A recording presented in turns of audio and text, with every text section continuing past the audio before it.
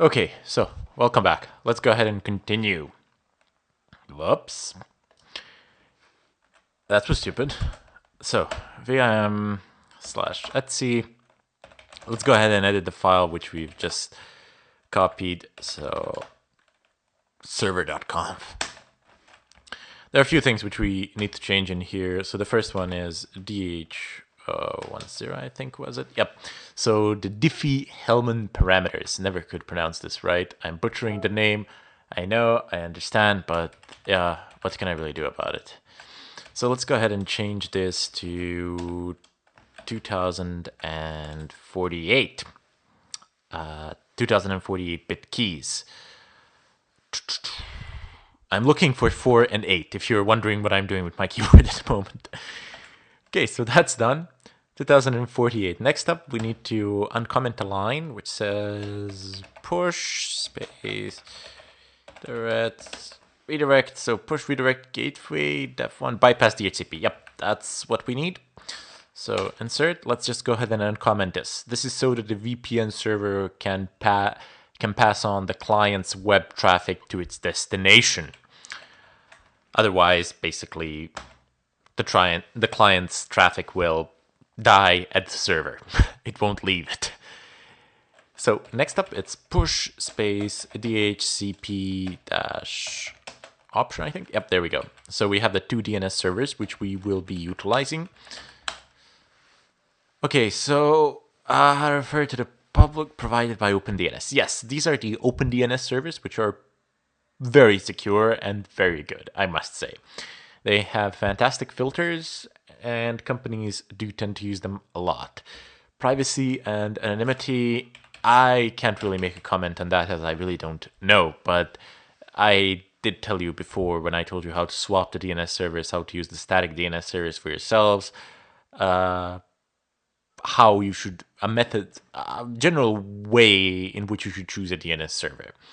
Anyway, now that we have uncommented these two great lines, let's go ahead, right quit, exit, and we shall echo 1 to the beautiful proc. I wish they had something like proc on Windows sometimes. IPv4, IP underline forward. And let's go ahead and type in VIM. I mean, you don't need to do these repetitive tasks if you have followed the previous tutorials for echoing these things into IP. So we're setting the system to forward to be capable of forwarding network traffic. But it does no harm really to echo 1 twice into this. I mean, you're just substituting the value. If you have 1 there already, 1 will get substituted with 1, so no big deal.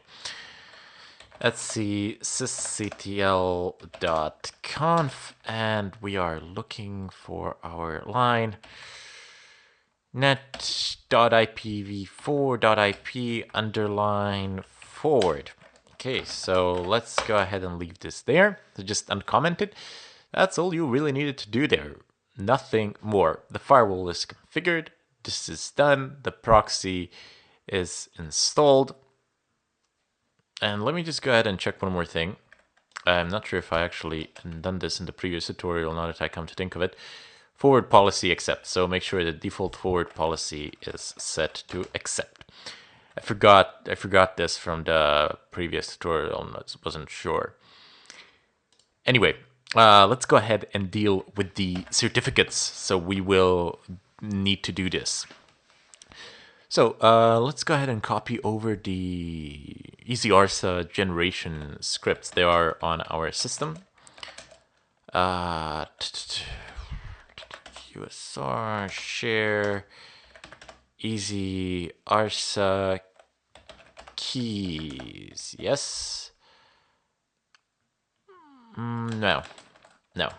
Just EasyArsa and then Etsy open VPN. That should do it. The sound that you just heard was not a confirmation that something was copied. The sound that you just heard was the system telling me, Ermin, my dear Ermin, you have a billion updates waiting for you. Why, oh why, can you not just update me? Anyway, let's go ahead and continue. So, We need to create a directory to house the key in essence. So mkdir etc open VPN easyarsa keys. So this is the creation of the directory. And now we need to type in vim etc open VPN easyarsa vars. That was nice. Okay, so let's go down. There are some things which you can change here. We're just gonna change one really, but you can change a ton load of parameters. Here, let me show you some of the obvious ones which are subject to change. Okay, so export easyarsa. Okay, pwd, that's fine. Then SSL, that's all great, fine and dandy. Key config, that's great. Keydir. Yep, as you can see, export keydir is actually easyarsa/keys, but easyarsa is a variable here in this case. So let's go down, export key size, that's fine, 2048. And here we go. So these are some of the obvious things that you can change for your certificate. You can set the country, the province, city, or some organization, mail. And I have no idea what this is, like my organizational unit. So you can, these are arbitrary, so you can set these pretty much to whatever you like, technically speaking. This is what I would like to change here. The key name is also arbitrary. Let's name it server. Very innovative. If you put it to something other than server, as it is arbitrary and you are entitled to it, make sure that your changes here reflect the changes throughout the tutorials, because I don't know how many changes I will make in advance. So just remember the name. That's all fine and dandy. Let me just go ahead and write and quit. Next up, we will need to actually go ahead and generate the certificate, and this might take a while. So let me just show you something. app-get install htop. And htop, this is like one CPU core, and take a look at the amount of RAM that's available. Now, let me just go ahead and do something else. Okay, this is the previous IP address. I don't really have this one. Okay, this is probably not terribly important what I am doing right now, but I wanted to show it to you anyway. I don't know, I guess some sentimental reasons. Okay, there we go. So I'm connected again to the same server, just via a different terminal. You can have multiple SSH connections coming in from the same place, so that's fine. The CPU usage basically is practically idle at the moment, and memory, it's like 52 megabytes out of 400 out of the entire 494. But now I need to generate the certificate. So if I type in open, of course, this part here, this is not something that you need to do. This is just something that I'm doing as a demo. Open SSL, it has nothing to do with OpenVPN. So this part does, though. We need to generate the certificate. DH param-out